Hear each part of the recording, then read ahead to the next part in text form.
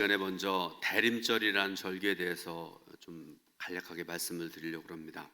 주보에도 좀 나와 있는데요. 보시면 좋겠고요. 우리가 두 가지 달력을 기억을 해야 됩니다. 하나는 세상에서 쓰는 달력, 그죠? 1월부터 12월까지 쭉 나와 있는 그런 세상적인 달력이 있습니다. 또 하나는 교회력을 또 우리가 좀 알아야 됩니다. 교회의 그 절기 이런 것들을 담은 그 교회력을 알아야 되는데요. 이 교회력이라는 달력은 쉽게 말씀드려서 예수 그리스도의 오심을 중심으로 정한 것인데요. 예수님의 탄생일인 성탄절 전에 4주 동안을 지키는 절기, 그 중에서 이제 대림절이라고 얘기하고요, 강림절이라고도 하고 그렇습니다. 그리고 이 대림절을 지키는 의미는 예수 그리스도의 탄생을 기뻐하고 또 재림을 기다린다는 데 굉장히 중요한 의미가 있습니다. 그런데 여러분, 이 대림절을 지키는 의미는요, 종교개혁 이전과 이후가 완전히 달라지게 되는데요. 중세에, 그러니까 구약 시대나 또 뭐 중세에 보게 되면 이 절기에 고난과 금욕과 고행을 하면서 지켰던 절기가 바로 대림절이라는 절기였습니다. 그런데 종교개혁 이후에, 종교개혁이 1517년에 있었던 유명한 그런 사건인데요. 그때로부터 이제 근대 현대에 이르러서 이 대림절이라는 절기가 기쁨의 절기라는 본래 의미를 되찾아서 지금까지 지내오고 있습니다. 그리고 여러분, 대림절이라는 이 절기를 뜻하는 영어로 말하면 애드벤트 이렇게 얘기하는데요. 이 말의 뜻이 오다라는 그 뜻입니다. 그래서 이 라틴어에서 뭐라고 그럴까, 오다라는 말에서 기원을 두고 있는 그런 말인데요. 그런데 여러분들, 또 한 가지 더 말씀드리자고 그러면 이 대림절이라는 절기의 색깔이 있습니다. 여러분들, 교회 오시면 주일에 유심히 보시는 분도 있을 거고 그런데요, 이 대림절의 색깔은 자주색입니다. 그래서 2023년 대림절 4주 동안에 여러분, 모든 말씀의 그 중심 내용이 예수 그리스도에 대한 것이라는 걸 여러분 다 아시는데요. 그런데 특별히 이 대림절 4주 동안에 예수 그리스도에 대해서 말씀을 전할 것이고요. 그리고 오늘 첫 주에 평화의 왕으로 오신 예수 그리스도에 대해서 말씀을 전하려고 합니다. 여러분, 그 대림절을 생각을 하면서 또 교회력의 중심이라고 할 수 있는 성탄절을 생각하면서 떠오르는 이미지가 있을 텐데요. 아마도 성탄절 특히 여러분 생각할 때마다 마국간 생각하는 분들이 많을 거고요. 또 그 밖에 동방박사, 또 크리스마스 이브, 화이트 크리스마스, 산타크로스, 썰매, 크리스마스 캐롤, 뭐 카드, 크리스마스 실, 양말, 선물 등등, 이런 것들을 가만히 여러분 생각을 해보면요, 성탄절은 즐거운 명절임에 틀림이 없습니다. 그리고 성탄절을 경축한다라는 그런 말씀을 하고 있는데요, 이것은 구약에서부터 예언되었던 이스라엘 백성들을 구원하시려고 메시아를 이 땅에 보내신 하나님의 약속과 성취를 확인하면서 기뻐하는 것입니다. 성탄절은 부활절과 함께 예수님의 구속 역사의 시작을 알리는 날로 굉장히 중요한 그런 날이기도 하고 절기이기도 하고 그렇습니다. 성경에서 예수님의 탄생을 가장 극적으로 나타내는 구절을 보게 되면 가장 대표적인 말씀이 이사야서 7장, 또 이사야서 9장, 그 다음에 누가복음 2장, 오늘 읽은 본문을 포함한 그런 말씀들입니다. 그 중에서 이사야서 7장 14절 말씀 보면요, 예수님의 탄생에 대한 예언을 말씀을 하고 계시는데요. 자, 이사야서 7장 14절 말씀을 같이 봉독해 올립니다. 그러므로 주께서 친히 징조를 너에게 주실 것이라. 보라, 처녀가 잉태하여 아들을 낳을 것이요 그의 이름을 임마누엘이라 하리라. 아멘. 또 하나 이사야서 9장 6절 말씀을 같이 읽어볼 텐데요, 같이 봉독해 올립니다. 이는 한 아기가 우리에게 낳고 한 아들을 우리에게 주신 바 되었는데 그의 어깨에는 정사를 메었고 그의 이름은 기묘자라, 모사라, 전능하신 하나님이라, 영존하시는 아버지라, 평강의 왕이라 할 것임이라. 아멘. 자, 이 구절에서 아기 예수님에게 붙여진 4개의 이름이 있습니다. 첫 번째가 기묘자와 모사, 두 번째로 전능하신 하나님, 세 번째로 영존하신 아버지, 네 번째로 평강의 왕. 이 네 이름이 여러분 보게 되면은요, 예수님의 사역과 예수님이 이 땅에 오신 그 뜻이 무엇인지를 잘 알 수가 있습니다. 그래서 이 시간에 먼저 이 네 개의 이름에 대해서 간략하게 여러분들에게 말씀드리려고 그러는데요, 조금 어려운 내용이기도 합니다. 첫 번째로 기묘자와 모사라 이렇게 말씀을 하고 계세요. 기묘자라는 말의 뜻은요, 모든 자연의 법칙을 초월한 놀랍고도 기적적인 분을 의미하는 것으로 존귀와 탁월성을 나타내는 이름이다. 또 모사라 그렇게 말씀하셨는데요, 지휘자 또 가르치는 자의 뜻을 가지고 있는 말이고요, 죄악된 백성을 구원하시기 위해서 완벽한 계획과 방법을 가지고 계신 메시아의 온전하신 지혜를 염두에 둔 호칭이다. 두 번째로 전능하신 하나님 이렇게 말씀을 했죠. 여러분, 메시아이신 예수님께서는 두 가지 성품을 가지고 계세요. 하나는 신성, 하나는 인성, 두 가지 성품을 가지고 계십니다. 그래서 메시아의 신성과 전능성에 대한 고백으로, 이것은 비록 메시아께서 인성을 취하여 오셨을지라도 신성이 전혀 훼손되지 않은 독생하신 하나님이시기 때문에 가능한 호칭이다 이렇게 말씀드릴 수가 있습니다. 세 번째로 영존하신 아버지 이렇게 말씀하시는데요, 여기서 아버지는요, 아들과 상대되는 그런 개념을 의미하는 그런 말씀이 아닙니다. 여기서 아버지라는 말씀의 뜻은요, 창조주 혹은 보호자를 뜻합니다. 그리고 장차 오실 메시아께서 영원하신 창조자시며 선민 이스라엘과 언약을 맺으신 보호자 하나님이심을 나타내는 그런 호칭입니다. 네 번째로 평강의 왕이라 이렇게 말씀하시죠. 메시아께서 행하실 사역의 성격을 엿볼 수 있는 호칭으로, 메시아는 죄와 타락으로 인하여 진정한 평강이 깨져버린 인류에게 영원히 변치 않을 평화를 주려고 오신 분이라는 것을 의미하는 그런 말씀입니다. 그리고 여러분, 이 네 가지 이름 중에 다 소중한 이름이지만 가장 중요한 이름이 평강의 왕입니다. 왜 그런가 하면 그 이후의 말씀을 쭉 읽어보면요, 평강의 왕이 하실 일에 대해서 구체적으로 자세히 묘사하고 있기 때문에 그렇습니다.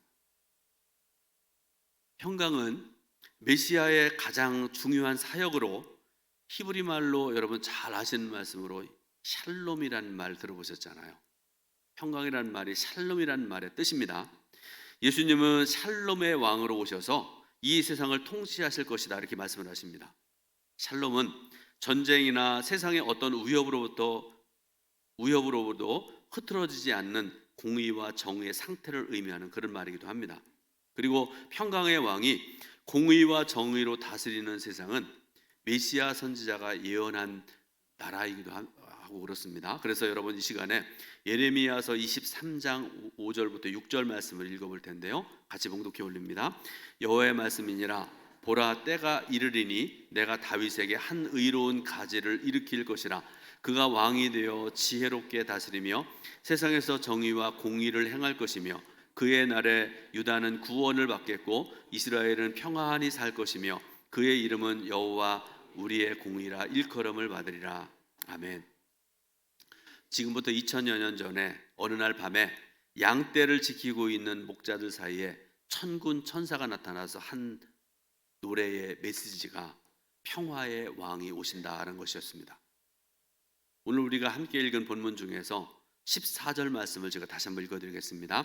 지극히 높은 곳에서는 하나님께 영광이요, 땅에서는 하나님이 기뻐하신 사람들 중에 평화로다 하니라. 아멘. 여러분, 이 노래는요, 그동안 모두가 기다렸던 평화가 임했다는 그런 내용입니다. 이 평화는 종말적이고 완전한 평화이고요, 어떤 특정한 사람들에게만 주어진 것이 아니라는 말씀입니다.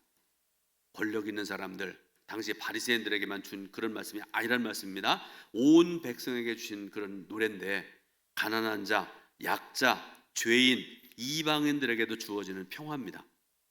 평화를 가져오는 메시아는 화려한 궁궐의 아름다운 침대 위에 비단보가 아니라 강보에 쌓여서 마국간에 구유에 누워 계셨습니다. 가난과 갓난아기의 무력함을 표시하는 강보와 구유에 누워 등장한 아기 메시아의 이야기는요, 동서고금에 이런 이야기가 없습니다. 여러분, 사람들마다, 민족들마다 자기 민족의 기원이 되는 그 설화 같은 걸 만들어내잖아요. 그래서 뭐 하늘에서 내려오고 뭐 아주 뭐 옥동자의 가장 귀한 모습으로 태어나고 막 이런 얘기들 많지 않습니까? 그런데 아기 예수, 평화의 왕으로 오신 예수 그리스도의 오시는 그런 모습은요, 동서고금에 그런 모습이 없다라는 그런 말씀입니다. 그런데 우리는 이런 모습을 또 한 번 경험하게 되는데, 어디서 경험하게 되는가 하면 십자가상에서 다시 한번 경험하게 될 것입니다. 우리의 살로이신 예수 그리스도께서 십자가에 달려 죽으신 것은 평강의 왕으로 마지막까지 평강을 이루시기 위함이었습니다. 평화를 위한 예수님의 뜨거운 마음이 골로새서 1장 20절에 기록되어 있는데, 그 내용이 이렇습니다. 그의 십자가의 피로 화평을 이루사 만물 곧 땅에 있는 것들이나 하늘에 있는 것들이 그로 말미암아 자기와 화목하게 되기를 기뻐하심이라, 이렇게 말씀을 하세요.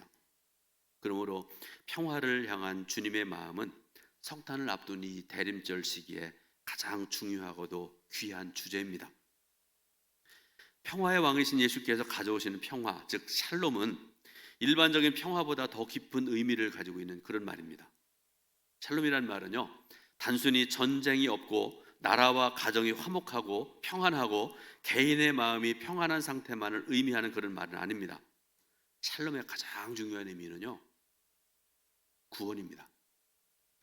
이스라엘 백성들에게 샬롬은 애굽으로부터의 구원이 상징하는 바 그대로 온전한 하나님의 나라로 돌아가는 것을 의미하는 그런 말씀입니다. 무슨 말씀인가 하면요, 출애굽과 광야 생활, 그다음에 가나안 들어가는 걸 여러분 어떤 의미로 해석을 하는가 하면, 애굽에서의 삶은 우리가 예수 믿기 이전에 세상에서의 타락하고 죄 짓는 그런 삶을 얘기하잖아요. 광야 생활은 우리가 예수 믿고 살아가는 천국 여정을 가리키는 그런 말씀으로 비유되지 않습니까? 그리고 가나안 땅은 어떤 것을 의미합니까? 천국을 의미하지 않습니까? 또 샬롬은 하나님의 나라와 하나님과의 관계, 이웃과의 관계로 또 이해될 수 있다, 그런 말씀입니다. 자, 말씀드리면요, 우선 샬롬은 하나님과의 완전한 관계 회복에서 나옵니다. 하나님과의 관계에서 누릴 수 있는 샬롬은, 그 샬롬을 위해서는 먼저 우리가 반드시 해결해야 될 문제가 있는 게, 그게 뭔가 하면 죄의 문제입니다. 예수 그리스도께서 죄의 문제 해결을 해주심으로 하나님과의 화목을 누릴 수 있게 된 것이 저와 여러분들입니다. 요한일서 2장 2절에 그는 우리 죄를 위한 화목제물이니 우리만 위할 뿐 아니요 온 세상의 죄를 위하심이라, 이렇게 말씀을 하세요. 사랑하는 여러분, 이 죄의 문제는요, 하나님께서 인간과 세상을 창조하신 이후로 수천 년 수만 년 동안 해결할 수 없었던 문제였습니다. 우리 성도들 중에도 거의 성결함에 이른 성도들이 있는 것 같습니다. 말하는 거, 행동하는 거, 신앙생활하는 거, 모든 거 보더라도 이 사람은 정말 거의 거룩한 사람이다, 그렇게 존경받고 인정받는 그런 분들도 있는 것 같습니다. 근데 인간의 죄의 문제를 온전하게 해결하는 그런 사람들이 없는 것 같습니다. 그래서 인간의 그런 삶의 모습들을 보시면서 안타깝게 여기셨던 하나님께서 우리가 가진 죄의 문제를 근본적으로 해결하시기 위해서 독생자 예수 그리스도를 보내시고 대속의 십자가를 지게 하심으로 완전히 해결해 주셨음을 믿으시길 바랍니다. 그리고 또 하나, 샬롬은 이웃과의 관계에서도 이루어져야 됩니다. 지금까지 이웃에 대해서 냉담한 그런 삶을 살았던 분이 있다 그러면, 무관심했던 삶을 살았던 성도들이라면 회개해야 됩니다. 관계를 회복해야 되고요. 그럴 때에 샬롬의 길이 열려지게 됩니다. 그래서 서로 간에 긍휼히 여기는 마음을 가져야 되고요, 서로의 짐을 나누는 삶을 살아야 되고, 나보다 남을 낮게 여기는 삶을 살아야 되고요, 서로 사랑함으로써 참다운 샬롬을 이루어갈 수 있다라는 그런 말씀입니다. 저는 이웃과 화목 관계를 생각할 때마다 떠오르는 성경 구절이 있는데요, 자주 기도하는 제목 중에 하나가 이 성경 말씀인데요, 사도행전 9장 36절부터 42절 말씀 보면 도르가라는 예수님의 여제자 이야기입니다. 그런데 여러분 잘 들어보세요. 그녀가 죽었을 때 이 도르가가 살고 있던 지역이 욥바라는 곳인데요, 성경 말씀 보게 되니까 도르가가 죽었을 때 욥바에 살고 있던 모든 과부들이 모여서 울고 있었다 이렇게 말씀을 하세요. 사람들이 그런 얘기들을 가끔 하세요. 이 사람을 진정으로 평가하려면 그가 죽었을 때 사람들이 어떤 마음을 갖느냐, 그게 가장 중요하다 그런 말씀들을 많이 하십니다. 일리 있는 그런 말씀이죠. 죽었는데 예를 들어서 잘 죽었다 뭐 아주 못된 표현들 하고 그러지 않습니까? 근데 이 도르가가 죽었을 때 모든 과부들이 모여서 울고 있었다. 왜 그랬을까? 그 이유가 있습니다. 사도행전 9장 39절 말씀입니다. 같이 말씀 읽어보겠습니다. 베드로가 일어나 그들과 함께 가서 이름에 그들이 데리고 다락방에 올라가니 모든 과부가 베드로 곁에 서서 울며 도르가가 그들과 함께 있을 때에 지은 속옷과 겉옷을 다 내보이거늘. 아멘. 가난하고 어려운 이웃들, 성경에 세 부류의 이웃을 말씀을 하죠. 첫 번째로는 고아, 두 번째로는 이방인, 세 번째로는 과부입니다. 그 시대에 여러분 지금부터 2000년 전에 남편 잃은 혼자 된 여인들이 살아가는 방도가 없었습니다. 직업을 가질 수도 없고요. 집에서 쫓겨나기 일수인 그런 모습이지요. 그런데 사람들은 그런 사람들을 굉장히 멸시하는 것 같습니다. 천대하고요, 우습게 여기고 살아가는 게 일반적인 모습인데요. 그런데 도르가라는 여자는 오히려 반대였다는 말씀이죠. 과부들을 위해서 내가 할 수 있는 일이 뭘까 생각했던 것 같아요. 말씀 조금 전에 읽었던 말씀 보니까 겉옷과 속옷을 만들어서 그 홀로 된 여인들에게 나눠주었다 이렇게 말씀하시잖아요. 오늘 저와 여러분들이 마땅히 배워야 될 것이고요, 실천하고 살아가야 될 것에 실천하고 살아가야 될 삶의 모습이기도 합니다. 에베소서 4장 31절 32절 말씀을 보게 되면요, 이 말씀 여러분 한번 읽어보겠습니다. 너희는 모든 악독과 노함과 분냄과 떠드는 것과 비방하는 것을 모든 악의와 함께 버리고 서로 친절하게 하며 불쌍히 여기며 서로 용서하기를 하나님이 그리스도 안에서 너희를 용서하심 같이 하라. 아멘. 자, 앞절에서는 예수 믿기 이전에 혹은 예수 믿으면서도 우리가 버리지 못했던 것들을 버려야 될 것들을 말씀하시잖아요. 나중에 보게 되니까 하나님께서 원하시는 성도의 모습에 대해서 말씀을 하고 계세요. 이와 같이 개인뿐만 아니라 불의하고 거짓이 만연한 사회도 정의와 공의로 행해지는 하나님의 샬롬을 기다립니다. 나아가서 온 피조물들도 창조 질서가 회복되고 온전히 보존되는 샬롬이 이루어지기 위해서 하나님의 아들이 오심을 항상 기다리며 살아갑니다. 그리고 이것이 이 땅의 온 백성이 평화의 왕을 기다리며 고대하는 이유이기도 합니다. 우리가 지금 성탄절을 기다리고 있는데요, 성탄절은 전쟁과 다툼의 소리가 끊어지지 않는 이 땅에 평화를 선포하고 꿈을 꾸고 노래하기에 최적의 날입니다. 지금부터 제가 드리는 예화는 여러분도 많이 들어보신 분들 많을 텐데요, 성탄의 기적으로 알려진 너무나 유명한 이야기입니다. 1914년 12월에 성탄절에 있었던 유명한 이야기인데요, 제1차 세계대전이 한창이던 중에 벨기에라는 나라가 있잖아요. 여러분 유럽의 프랑스하고 독일 사이에 있는 조그만 나라로 제가 알고 있는데요, 이 벨기에의 이프르라는 지역에 있었던 유명한 이야기입니다. 끝이 보이지 않는 지루한 전쟁과 참호전의 일상.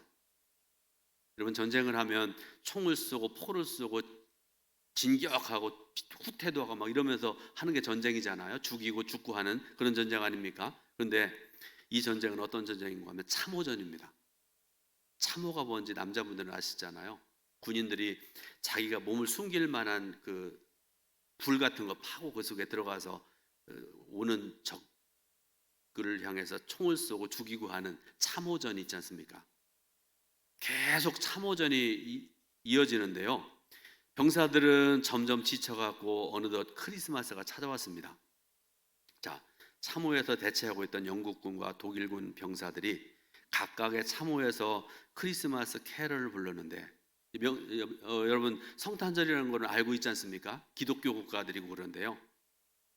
그런데 상대방 참호에서도 캐럴이 들려오게 됩니다. 그런데 누가 뭘 시작하는가 하면 참호 위에다가 촛불과 전등으로 장식되어진 크리스마스 트리를 올려놓기 시작을 합니다. 뭐 지금 우리가 하는 것처럼 뭐 잘 준비된 돈을 주어가지고 하는 거 그거 아니고요. 가지고 있는 것 중에 뭔가 하나 준비해가지고 크리스마스 트리를 올려놓기 시작을 합니다. 그리고 이것이 계기가 되어서 양측의 수많은 병사들이 너도 나도 참호 위로 올라왔고요. 이전 같으면 그러면 총을 쏴서 죽여야 되는데 그러지 않습니다. 그래서 서로 포옹하고 서로 담소를 나누고 크리스마스 선물을 교환하기까지 했습니다. 더 나아가서 어떤 일까지 했는가 하면요, 양측 참호 사이에 버려져 있던 시신들을 수습을 했고요. 또 하나는 축구장을 급조해 가지고 두 나라가 축구 시합을 하기까지 했다고 합니다. 밤이 되자 이들은 캐럴을 같이 부르고 전쟁이 끝나기를 함께 기도한 다음에 각자의 참호로 돌아갔습니다. 근데 여러분, 이 기적을 이끌었던 노래가 바로 어떤 노래인가 하면 우리가 성탄절에 가장 많이 부르는 찬송가 중에 고요한 밤 거룩한 밤이라는 그런 찬송입니다. 제가 가사를 여러분들에게 읽어드리겠습니다. 고요한 밤 거룩한 밤 어둠에 묻힌 밤 주의 부모 앉아서 감사 기도 드릴 때 아기 잘도 잔다 아기 잘도 잔다. 고요한 밤 거룩한 밤 영광에 둘린 밤 천군 천사 나타나 기뻐 노래 불렀네 왕이 나셨도다 왕이 나셨도다. 고요한 밤 거룩한 밤 주 예수 나신 밤 주의 얼굴 광채가 세상 빛이 되었네 왕이 나셨도다 왕이 나셨도다. 한 곡의 성탄절 노래가 죽음의 참호 속에서 두려움과 절망의 하루하루를 보내던 병사들에게 희망과 사랑의 불을 지폈다는 것이 놀라운 사실입니다. 이것은 그들이 고향에서 매년 맞이하면서 경축했던 성탄절이 가져다 준 귀중한 선물임에 틀림이 없습니다. 지금 세계 두 곳에서 전쟁을 하고 있습니다. 잘 아시는 것처럼 2년쯤 전에 러시아가 우크라이나를 침공을 해서 지금 2년 가깝게 전쟁을 하고 있습니다. 수만 명이 죽었습니다. 언제 끝날지 모릅니다. 또 하나, 이스라엘과 하마스 간의 전쟁이 발발해가지고 지금 수천 명이 죽었죠. 부상당하고 또 수백 명 인질로 잡혀가고 폭격하고 지금 난리도 아닙니다. 언제 끝날지 모릅니다. 네, 여러분, 이런 속에서 2023년 성탄절에 세계사에 길이 남을 제2의 기적의 크리스마스가 일어난다면 얼마나 좋겠습니까? 기도하시기 바랍니다. 전쟁과 다툼의 땅에 평강의 왕으로 오신 메시아 예수님을 경축하는 성탄절은 분명히 인간의 역사에서 인간의 상식으로는 기대하지 못할 평화를 가져오게 됩니다. 오늘 말씀을 마무리하면서 대림절 예화를 여러분들에게 하나 전해드리고 말씀을 마치려고 그러는데요. 이 예화를 전해야 될까 말아야 될까 고민하다가 전합니다. 어느 작은 교회에 성가대원이 6명의 성가대가 있었다고 합니다. 그런데 여러분 6명의 성가대원 중에 그중에 한 명이 열심도 최고고 믿음도 최고고 6명 중에도 최고의 믿음을 가지고 열심을 가지고 성가대원 하는 분이 하나 있는데요. 근데 그 집사님은 거의 음치 수준이었다고 그래요. 음치가 뭔지 아세요? 네, 음을 다스리는 사람들이 음치입니다. 너무 노래를 못해가지고요. 예배 시간에 성가대가 찬양할 때도 이 사람 때문에 많은 사람이 스트레스를 받아요. 여러분 성가대가 한 5분 정도 찬양을 부르는데 여러분 이러기 위해서 이분들이 얼마나 열심히 준비하는지 여러분 아시잖아요. 근데 4부로 합쳐가지고 막 6명이니까 4부가 될지 모르겠습니다. 어쨌든지 간에 준비하는데 이 사람 때문에 얼마나 많은 사람이 스트레스를 받는지 모릅니다. 음치가 한 사람 들어가면 그래요. 그래가지고 5명이 스트레스 엄청 받다가 5명이 함께 담임 목사님을 찾아갔답니다. 그래서 목사님께 부탁을 했답니다. 목사님, 아무개 집사님 때문에 저희들 성가대 못합니다. 좀 성가대에서 빠지라고 좀 목사님 말씀해 주세요. 어려운 문제 가지면 꼭 찾아오잖아요, 목사님한테. 그래서 목사님이 생각을 해보니까 한두 명도 아니고 나머지 5명이 다 그 얘기를 하니까 목사님이 그 음치 목사님을 불렀답니다. 그러고 난 다음에 이렇게 얘기했대요. 집사님, 성가대원 전체가 집사님을 빼달라고 그러는데 생각 좀 해보시지요. 이렇게 말씀드렸대요. 그러자 집사님이 뜬금없는 소리를 했다고 그럽니다. 뭐라고 그러는 거야? 목사님, 뭘 5명 가지고 그러세요? 저는 우리 교회 전교인 50명으로부터 날마다 듣는 소리가 있습니다. 목사님 궁금할 거 아니에요. 무슨 소리입니까? 그러니까 음치 집사님이 대답하기를, 저는 목사님의 설교가 너무 졸립고 은혜가 없다고 50명이 넘는 성도들로부터 날마다 듣고 있고요. 지금도 듣고 참고 있습니다. 목사님이 그 얘기를 듣고 너무 무안하기도 하고 너무 미안하기도 하고 그래가지고 그냥 헤어졌다는 얘기입니다. 여러분, 참고 기다리는 것, 그것이 신앙의 중요한 부분 중에 하나입니다. 그것이 대림절의 중요한 의미입니다. 사랑하는 동두천교회 성도 여러분, 예수님 오시기를 기다리는 이 대림절 절기에 참고 기다리는 삶을 살 수 있기를 바라고요. 그래서 예수님께서 오셨을 때 2023년 성탄절에 그 어느 때보다도 기쁨으로 맞이할 수 있는 저와 여러분 되시기를 예수님의 이름으로 축원드립니다. 기도하겠습니다. 하나님 은혜와 귀하신 사랑 감사드립니다. 귀한 주일을 허락하신 하나님, 예배드리게 하신 하나님, 말씀 듣게 하신 하나님 감사드립니다.